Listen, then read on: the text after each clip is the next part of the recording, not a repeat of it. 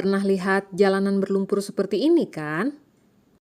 Kalau kamu dikasih dua macam sepatu, kamu pilih mana? Sepatu boot atau sepatu hak tinggi? Kayaknya kamu lebih memilih sepatu boot deh. Karena dengan menggunakan sepatu boot, kamu akan lebih mudah melewati jalanan yang berlumpur. Mengapa hal ini dapat terjadi ya?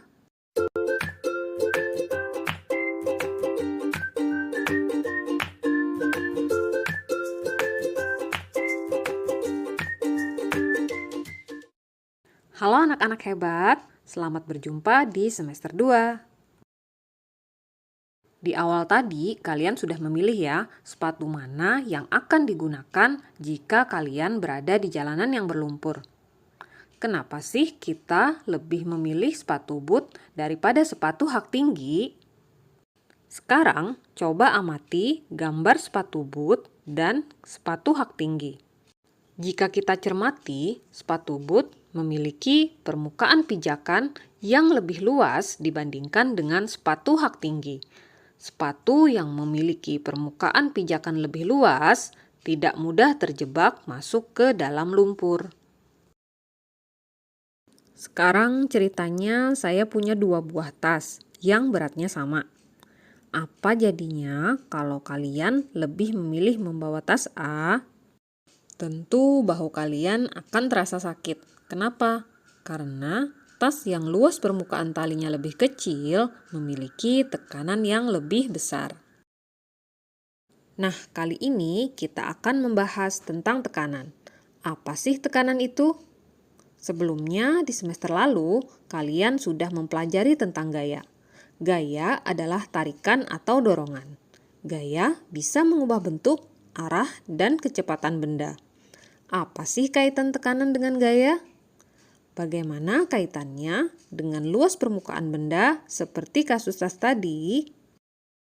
Agar kamu lebih mudah memahami tentang tekanan, ayo kita lakukan aktivitas berikut.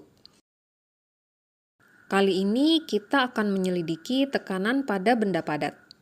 Kita ingin mengetahui, yang pertama, faktor apa saja yang memengaruhi besarnya tekanan. Yang kedua, bagaimana hubungan antara tekanan dan luas permukaan dengan gaya. Yang perlu kita siapkan adalah 2 buah plastisin dan 2 buah kancing yang luas permukaannya sama. Pertama-tama, kita letakkan kancing coklat pada plastisin dengan posisi horizontal, sedangkan kancing hijau dengan posisi vertikal. Kalau posisi kancing seperti ini, kancing mana ya yang luas permukaan pijakannya lebih kecil? Ya, kancing yang posisinya vertikal itu memiliki luas permukaan pijakan yang lebih kecil. Selanjutnya, beri dorongan pada kedua kancing tersebut dengan besar dorongan atau kekuatan yang sama. Kita juga bisa menggunakan suatu benda sebagai beban ya. Nah, ini artinya gaya yang diberikan pada kedua benda sama besar. Berikutnya, kita ambil kedua kancing tersebut dari plastisin. Nah, menurut kalian, bagaimana kedalaman kedua kancing? Posisi mana yang bekasnya lebih dalam? Ya, kancing yang posisinya vertikal atau kancing yang luas permukaan pijakannya kecil memiliki bekas yang lebih dalam. Mengapa hal ini bisa terjadi ya? Hal ini dikarenakan luas permukaan pijakan yang kecil menghasilkan tekanan yang besar, sehingga bekas dorongannya lebih dalam. Ini artinya, makin kecil luas permukaan pijakan, maka makin besar tekanannya. Selanjutnya, kegiatan kedua. Siapkan kembali plastisin dan kancing. Letakkan kancing pada masing-masing plastisin dengan posisi vertikal. Berikan dorongan pada kancing coklat dengan dorongan yang kuat atau gaya yang besar. Dan pada kancing hijau dengan dorongan yang lemah atau gaya yang kecil. Ambil kembali kedua kancing tersebut dari plastisin, kemudian amati kedalaman bekas kancing tersebut. Posisi kancing mana ya yang bekasnya lebih dalam? Iya, Kancing coklat yang dorongan atau gayanya lebih besar memiliki bekas yang lebih dalam. Mengapa hal ini bisa terjadi? Hal ini terjadi karena gaya yang besar menghasilkan tekanan yang besar, sehingga bekas dorongannya menjadi lebih dalam. Ini artinya semakin besar gaya, maka semakin besar tekanannya. Informasi penting apa ya yang kita dapatkan dari percobaan tadi?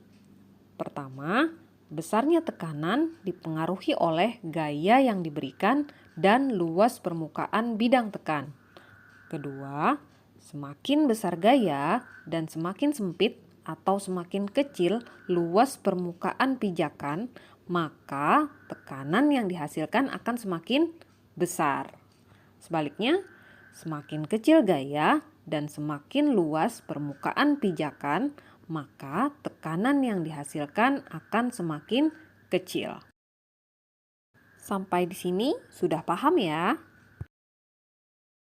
Anak-anak, dari aktivitas tadi kita ketahui apabila gaya yang diberikan pada suatu benda semakin besar, maka tekanan yang dihasilkan akan semakin besar. Sebaliknya, semakin luas permukaan suatu benda, maka tekanan yang dihasilkan semakin kecil. Ini artinya tekanan yang dihasilkan sebanding dengan gaya dan berbanding terbalik dengan luas permukaan bidang tekan. Secara matematis, besaran tekanan dapat dituliskan dalam persamaan sebagai berikut. P sama dengan F per A, dengan P adalah tekanan yang satuannya Newton per meter persegi, yang disebut juga dengan satuan Pascal. F adalah gaya yang satuannya Newton. A adalah luas permukaan bidang tekan yang satuannya meter persegi. Contoh soal yang pertama. Penyelesaian yang diketahui sebuah balok bermasa 24 kg berarti M sama dengan 24 kg. Berukuran seperti pada gambar. Berdasarkan gambar itu panjangnya adalah 1 meter, kemudian lebarnya adalah 0,5 meter dan tingginya adalah 2 meter. Karena luas permukaannya belum diketahui, maka kita cari dengan rumus luas panjang kali lebar. Panjangnya 1 meter dikali dengan 0,5 meter, maka hasilnya adalah 0,5 meter persegi. Percepatan gravitasinya G sama dengan 10 meter per second kuadrat. Yang ditanyakan adalah tekanan balok terhadap tanah, berarti simbolnya P. Jawab, sesuai dengan rumusnya, P sama dengan F dibagi A. Karena F-nya belum ada, maka kita cari pakai rumus F sama dengan M dikali G dibagi dengan A, ya, sesuai rumusnya.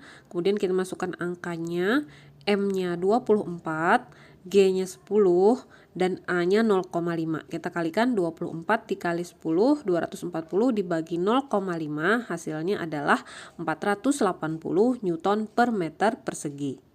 Jadi, tekanan balok terhadap tanah sebesar 480 Newton per meter persegi. Contoh soal kedua, 4 balok mempunyai massa yang sama. Balok yang memberikan tekanan terbesar pada lantai adalah? Ya, untuk menyelesaikan ini kita gunakan rumus tekanan P sama dengan F dibagi A. Kita tahu bahwa P itu berbanding terbalik dengan A, atau tekanan itu berbanding terbalik dengan luas permukaan bidang tekan. Sehingga jika ditanya yang tekanannya paling besar, berarti benda yang memiliki luas permukaan paling kecil. Ya, karena berbanding terbalik ya. Sekarang kita cek satu persatu mana yang luas permukaannya paling kecil. Dari yang A. 4 dikali 2, 8. B, 4 dikali 4, 16. Yang C, 2 dikali 4, 8. Dan D, 2 dikali 2, 4. Berarti yang paling kecil luas permukaannya atau yang tekanannya terbesar adalah yang D. Peristiwa tekanan pada zat padat ada di sekitar kita loh. Pertama, bentuk kaki bebek lebar dan berselaput yang berperan memperkecil tekanan kaki pada tanah, sehingga memudahkan bebek ketika berjalan dan tidak terjebak di atas lumpur. Kedua, ujung mata kapak dibuat tajam, tujuannya untuk memperbesar tekanan, sehingga memudahkan dalam membelah kayu.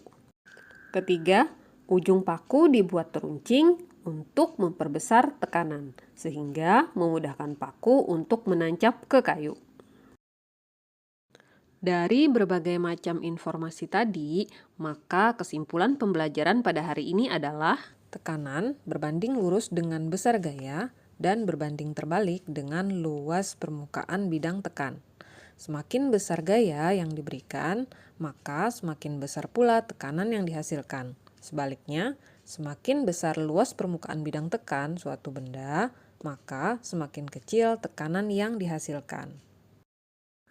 Contoh penerapan tekanan zat padat dalam kehidupan sehari-hari diantaranya bentuk kaki bebek lebar dan berselaput, ujung mata kapak dibuat tajam, dan ujung paku dibuat runcing.